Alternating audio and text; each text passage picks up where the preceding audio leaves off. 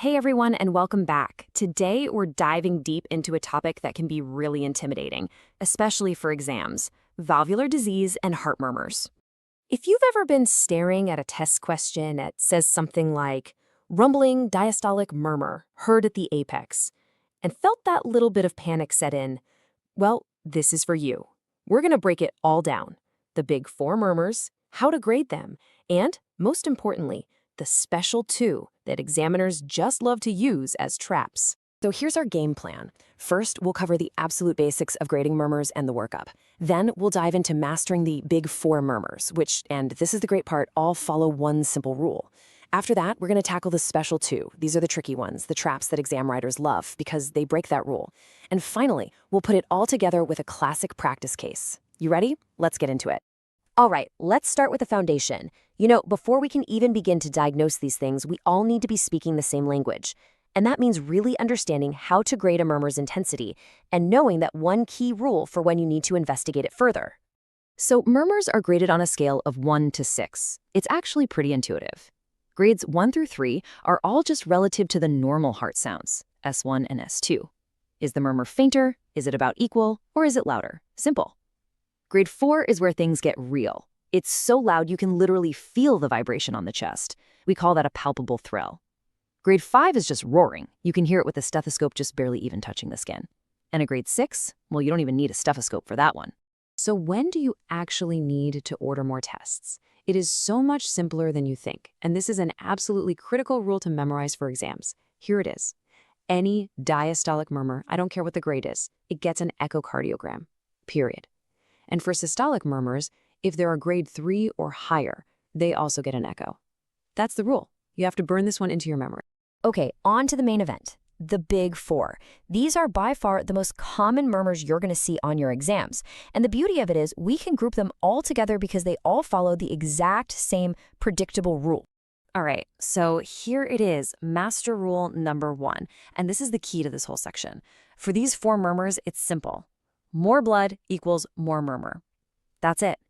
Anything that increases blood flow back to the heart, what we call venous return or preload, is going to make the murmur louder. So think about it, maneuvers like squatting. That pushes all the blood from the legs back to the heart. More blood means more turbulent flow through that faulty valve, which means a louder murmur. Got it? Good. First up, we've got mitral stenosis. The key word for pathology here is rheumatic heart disease. So you should be thinking of a younger patient, maybe in their 20s or 30s, who comes in with symptoms of heart failure or AFib.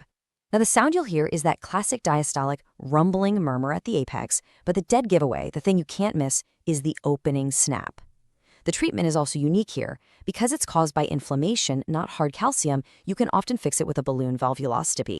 Next up is aortic insufficiency. So with this one, you've got a weak, floppy aortic valve that lets blood leak backward into the ventricle during diastole.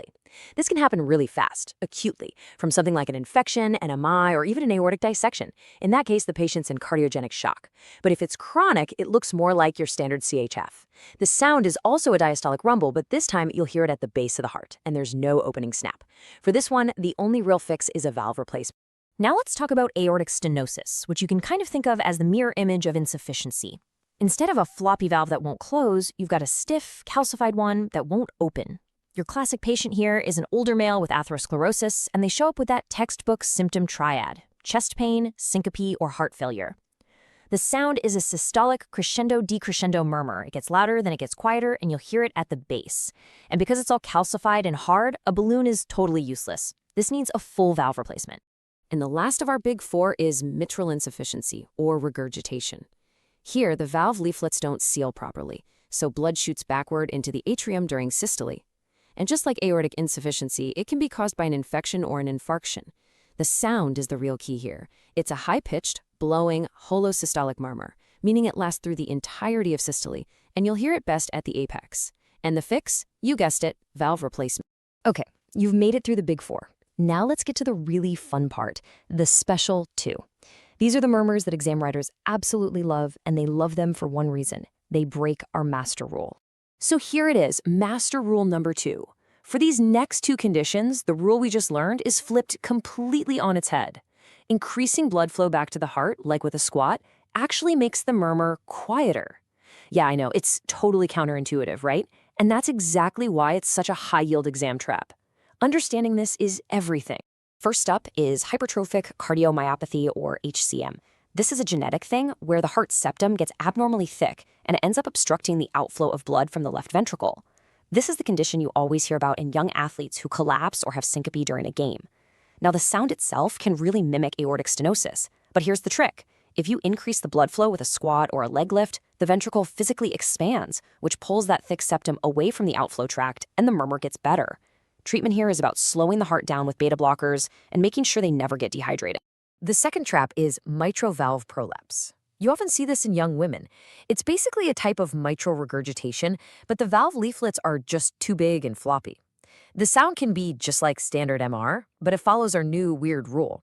When you increase the blood in the ventricle with a leg lift, it stretches out the chamber. That tension helps those floppy leaflets come together a little better, which makes the murmur quieter. And just like with HCM, the treatment is beta blockers and avoiding dehydration. And this slide right here, this is your money slide. This is the cheat sheet that puts it all together. For the big four, more blood from a squat makes the murmur worse. For the special two, more blood makes it better. The Valsalva maneuver, which does the exact opposite and decreases blood return, has the inverse effect. I'm telling you, if you can just remember this one simple table, you are going to nail these questions every single time. All right, it is time to apply what we've learned. Let's walk through a classic clinical scenario, the kind of thing you are almost guaranteed to see on an exam. So, picture this. A 22-year-old athlete collapses in the middle of a game. In the ER, you listen to their heart and you hear a harsh systolic murmur. What is at the very top of your differential diagnosis? Let's break this down logically. We have a young athlete, syncope, and a systolic murmur. That sound might make you jump to aortic stenosis, but hold on. The patient's age doesn't fit at all. A 22-year-old just doesn't get calcific aortic stenosis. This is the absolute textbook vignette for hypertrophic cardiomyopathy. And how would you confirm it? A leg lift would make that murmur quieter. The immediate treatment is going to be beta blockers and telling them to stop all strenuous exercise right away. And that case really brings us to our final takeaway on treatment, which boils down to two very, very different pathways. For the big four, the problem is structural, so the fix has to be structural. You replace the valve, with that one exception of the balloon for mitral stenosis. But for the special two, the approach is medical. You manage them with beta blockers, and you make sure they stay well hydrated to maintain that preload. So let's recap the entire framework. Step 1, divide all murmurs into our two groups, the big four and the special two. Step 2, use physical maneuvers like squatting to figure out which group you're in. And step 3, the treatment follows the group.